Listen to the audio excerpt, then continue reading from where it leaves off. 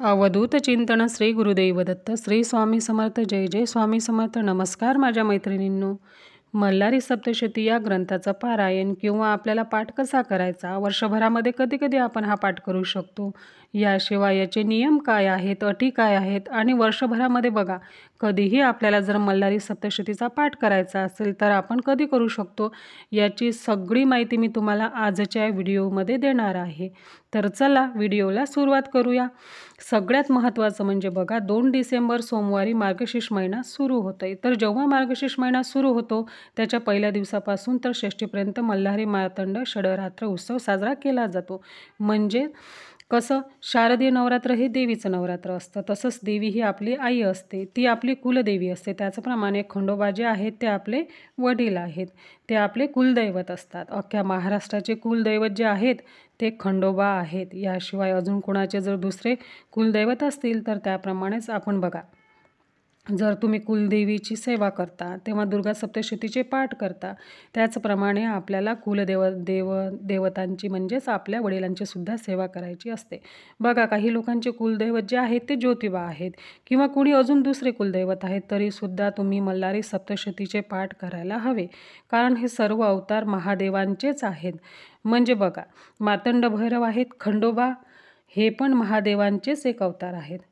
तर त्यामुळे जसं 3.5 शक्तिपीठामध्ये जसं 3.5 शक्तिपीठ बघा, महाकाली, महालक्ष्मी, महासरस्वती, राजराजेश्वरी हे जसं 3.5 शक्तिपीठ आहेत, म्हणून आपण यापैकी आपली कुठलीही एक कुलदेवी असते तरी आपण नवरात्रीमध्ये दुर्गा सप्तशतीचे पाठ करत असतो। त्याचप्रमाणे तुम्हाला 2 डिसेंबरपासून ते 7 डिसेंबर शनिवार चंपाषष्ठीपर्यंत या 5 ते 6 दिवसांमध्ये तुम्ही मल्हारी सप्तशतीचे पाठ करायला हवेत। याशिवाय सुद्धा तुम्ही वर्षभरामध्ये बघा, वर्षभरामध्ये तुम्ही कधी कधी हे पाठ करू शकता, तर प्रत्येक कुटुंब प्रमुखाने स्त्री असो पुरुष असो कोणीही हे पाठ करू शकतात। नित्यसेवेमध्ये रोज 1 किंवा 2 अध्याय याचे वाचायचे, किंवा रविवार हा दिवस खंडोबांचा असतो, तर रविवारी संपूर्ण एक पाठ तुम्ही केला तरीही चालेल।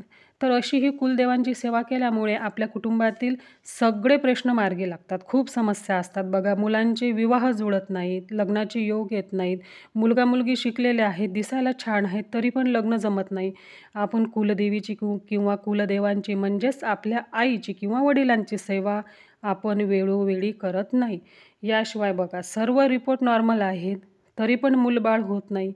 घरामध्ये इतकं मोठं घर आहे, गाडी आहे, 2 गाड्या आहेत, 4 गाड्या आहेत, तरी पण घरामध्ये सुख नाही। नवरा बायकोमध्ये सतत वाद होतात, भांडणे होतात, मुलं वाईट वळणाला लागलेले आहेत, मोठ्यांचं ऐकत नाहीत, आई वडिलांना उलट बोलतात, त्यांचे हट्ट असतात, मोबाईल हवा, गाडी हवी, लॅपटॉप हवा, आत्ताच हवं मला, असे त्यांचे हट्ट असतात। तर कुठल्या पण जीवनातल्या अडचणी का येतात, आपण कुलदेवीची, आपल्या गुरूंची, देवांची सेवा करत नाही, वेळोवेळी चुकून जातो, त्यांचा मान सन्मान करत नाही। कुलदेवीची आपण नवरात्रीमध्ये सेवा करतो, ओटी भरत असतो, हवन करत असतो, सप्तशतीचे पाठ करत असतो, त्याचप्रमाणे आपल्याला कुलदेवांची सेवा करणे गरजेचे आहे। आणि मल्हारी सप्तशतीचा पाठ तुम्हाला आवर्जून करायचा आहे। बघा 2 डिसेंबर सोमवारपासून मल्हारी मार्तंड षडरात्र उत्सव सुरू होतो, म्हणजेच खंडोबांचं नवरात्र सुरू होतं। तर 7 डिसेंबर चंपाषष्ठीपर्यंत हे नवरात्र आहे। या संपूर्ण दिवसांमध्ये तुम्ही एक पाठ करू शकता। एक पाठ म्हणजे संपूर्ण पारायण, म्हणजे संपूर्ण ग्रंथ तुम्हाला वाचायचा आहे, म्हणजेच तुमचा एक पाठ होईल। तुम्ही 5 पाठ करू शकता, 11 पाठ करू शकता, जास्तीत जास्त पाठ तुम्हाला करायचे आहेत। पण शक्य नसेल तर कमीत कमी एक पाठ तरी तुम्ही आवर्जून करायला हवा। बघा मैत्रिणींनो, तुम्हाला कडकडीची विनंती करून सांगते, बघा कुलदेवांची सेवा आपल्याकडनं झालीच पाहिजे, त्यांचा मान सन्मान झालाच पाहिजे। जर वडिलांची आपण सेवा केली तर आई पण खुश होते, म्हणून आपण शारदीय नवरात्रीमध्ये पाठ करत असतो, कुलदेवीची ओटी भरत असतो, सगळं करतो, आणि इकडे आपण वडिलांचं काहीच करत नाही, मग आई खुश होईल का? बघा खंडोबांचा आपण मल्हारी सप्तशतीचा पाठ आपण करायलाच हवा। कमीत कमी वर्षातून एकदा तरी कुलदेवांचे दर्शन झालेच पाहिजे। जेजुरीला जाऊन तेथे गेल्यानंतर तुमची इच्छा असेल तर तुम्ही जेजुरीला गेल्यानंतर देवांचा गोंधळ घालू शकता, तळी भरू शकता, देवांचा अभिषेक करू शकता. ह्या सगळ्या सोयी तेथे आहेत, फक्त आपली इच्छा असायला हवी. आता जे खंडोबांचं नवरात्र आहे 2 डिसेंबरपासून ते 7 डिसेंबरपर्यंत, हे मल्हारी सप्तशतीचे पाठ तुम्हाला करायला हवे, तुम्ही करायला पाहिजेत. किंवा रविवारी संपूर्ण एक पाठ तुम्ही करू शकता, किंवा वर्षभरामध्ये जसं तुम्ही 2-2 अध्यायाचे रोज पठण करू शकता, तेही चालेल, काही हरकत नाही. आणि बघा, पुरुषांनी जर ही सेवा केली तर खूप लागू पडते, कुटुंबाचं कल्याणच होते. तुम्ही आतापर्यंत हे पाठ केलेले नसतील आणि यावर्षी तुमची इच्छा असेल तर तुम्ही नक्की करा, तुम्हाला चांगला अनुभव 100% येईल. काही नाही, फक्त देवासमोर आसन घेऊन बसा आणि अखंड दिवा प्रज्वलित करा आणि पाठ करायला सुरुवात करा. तुमचे कुलदैवत दुसरे असतील तरीही तुम्ही ही सेवा करू शकता, कारण खंडोबा हे महादेवाचेच अवतार आहेत. यानंतर दुसरी गोष्ट म्हणजे पाठ करताना, याचे पारायण करताना त्यावेळेस तुम्हाला म्हणजे स्त्रियांनी जसं की हातामध्ये हिरव्या बांगड्या, कपाळावरती कुंकू किंवा टिकली लावायला हवी. त्यानंतर साडी घालणार असाल तर अतिउत्तम, पण नाही तर कमीत कमी पंजाबी ड्रेस आणि डोक्यावर तुम्हाला ओढणी घ्यायची आहे, आणि साडी नेसली तर डोक्यावर पदर घ्यायचा आहे. यानंतर शक्यतो एका बैठकीतच तुम्हाला संपूर्ण पाठ वाचायचा आहे. बसण्याचा त्रास असेल तर तुम्ही खुर्चीवर बसून वाचले तरीही चालेल.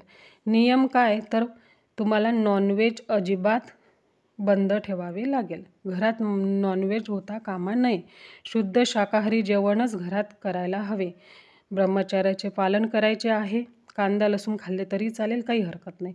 आता पाठ कसा करायचा आहे बघा. पाठ करायची इच्छा तुमची आहे पण उपवास करायला जमत नाही तर उपवास नाही केला तरी चालेल. तुमच्या घरी खंडोबाचा टाक असेल तर दररोज त्यांना हळद अर्पण करा, कारण त्यांना हळद अतिशय प्रिय आहे. त्यानंतर तुमच्या देवघरात खंडोबाचा टाक नसेल तर तुम्ही घट बसवत नसाल तरीही तुम्ही पाठ करू शकता, तुमची इच्छा असेल तर.